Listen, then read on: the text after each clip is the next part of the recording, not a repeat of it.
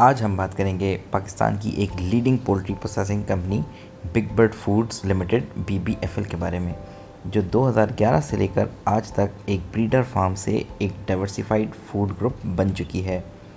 ये कंपनी सिर्फ हाइजीनिक और ट्रेसेबल चिकन प्रोडक्ट्स ही नहीं बल्कि प्रोसेस प्रोडक्ट्स भी ऑफ़र करती है। BBFL का सफ़र एक मॉडर्न पोल्ट्री प्रोसेसिंग प्लांट से शुरू हुआ जो साउथ एशिया के सबसे advanced air chilling technology use करता है ताकि क्वालिटी और हाइजीन का बेहतरीन कॉम्बिनेशन प्रोवाइड किया जा सके। अगर हम BBFL के रेवेन्यू मिक्स की बात करें तो सेकेंड क्वार्टर फिस्कल ईयर 2025 तक 93% सेल्स सिर्फ इंस्टीट्यूशन क्लाइंट से आई है, जिसमें मैकडॉनल्ड्स, KFC और कबाबजीज जैसे बड़े ब्रांड शामिल हैं। रिटेल सेगमेंट सिर्फ 7% था, लेकिन कंपनी इसको अग्रेसिवली एक्सपेंड कर रही है। BBFL अब एक पाकिस्तान की बड़ी रिटेल चेन के साथ नेगोशिएशन कर रही है और नई पार्टनरशिप्स एक्सप्लोर कर रही है ताकि पैकेज फूड मार्केट में अपनी जगह मज़ीद मजबूत बना सके। अब नज़र डालते हैं financial performance first half fiscal year 2025 पर।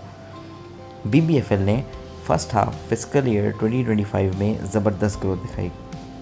सेल्स 23.4% से बढ़ के 4.8 अरब रुपए तक पहुंच गई और ग्रॉस प्रॉफिट भी 26% से बढ़कर 1.04 अरब तक चला गया। ऑपरेटिंग प्रॉफिट 31.7% से बढ़कर 818 मिलियन रुपए हो गया और प्रॉफिट बिफोर टैक्स 45.1% से बढ़ गया। अर्निंग पर शेयर भी 1.92 रुपये हो गई, जो पिछले साल के मुकाबले में 1.52 रुपये थी। यानी BBFL की सेल्स ही नहीं बल्कि प्रॉफिटेबिलिटी भी इम्प्रूव कर रही है और ये इन्वेस्टर कॉन्फिडेंस के लिए एक स्ट्रॉन्ग सिग्नल है। BBFL अपने प्रोडक्ट पोर्टफोलियो को डाइवर्सिफाई कर रही है।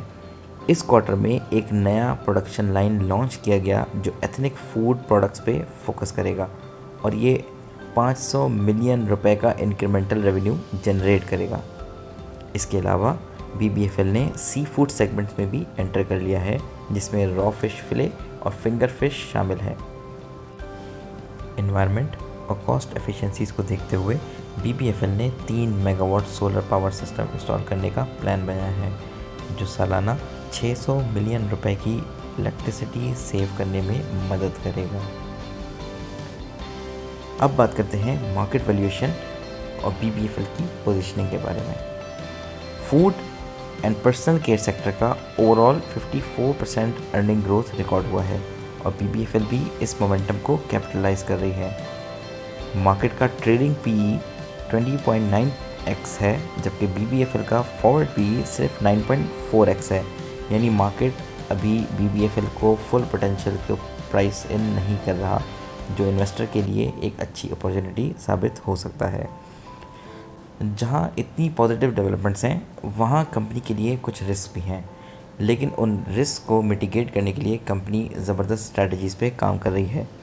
किसी भी बिज़नेस के हाथ रिस्क होते हैं, लेकिन BBFL इनका एक्टिव सोल्यूशन निकाल रही है। Number 1, raw material and cost volatility. BBFL ने हेजिंग और इन हाउस फीड प्रोडक्शन का सिस्टम अडॉप्ट किया है, जिससे रॉ मटेरियल कॉस्ट की वॉलेटिलिटी को वो कंट्रोल रखती है। Number 2, retail expansion challenges. BBFL phased approach ले रही है ताकि स्मूथली रिटेल मार्केट में एंटर कर सके और ग्रो कर सके। Number 3, forex and export risk.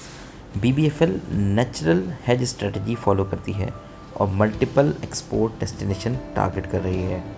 Number 4, macro economic risk. BBFL का डाइवर्सिफाइड प्रोडक्ट पोर्टफोलियो इसको मैक्रो इकोनॉमिक डाउनटर्न से प्रोटेक्ट करता है। अगर BBFL अपनी रिटेल एक्सपेंशन, एक्सपोर्ट ग्रोथ और सस्टेनेबिलिटी स्ट्रैटेजीज़ को सक्सेसफुली एग्जीक्यूट करती है तो ये कंपनी फ्यूचर में एक हाई वैल्यूएबल फूड जाइंट बन सकती है। तो नाज़रीन, आपका क्या ख्याल है? क्या BBFL पाकिस्तान की फूड इंडस्ट्री में एक मेजर रिटेल प्लेयर बन सकता है और क्या ये इन्वेस्टर के लिए एक अंडर वैल्यूड अपॉर्चुनिटी हो सकती है? कमेंट्स में अपनी राय से हमें आगाह कीजिए। अगर आपको ये वीडियो पसंद आई तो लाइक करें, शेयर करें और सब्सक्राइब करें हमारे चैनल को और कमेंट्स में अपना फीडबैक ज़रूर शेयर करें।